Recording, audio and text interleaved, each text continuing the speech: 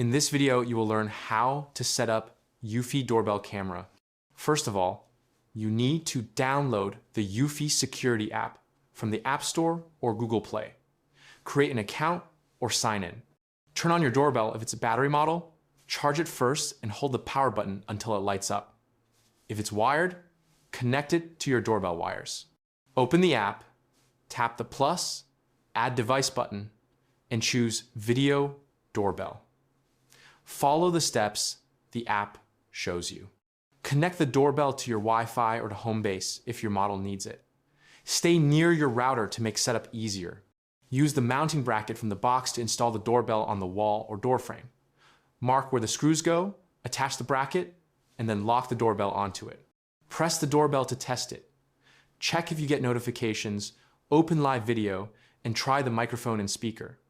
Adjust motion zones or sensitivity in the app so alerts work how you want. That's all. Like and subscribe if you find this video helpful.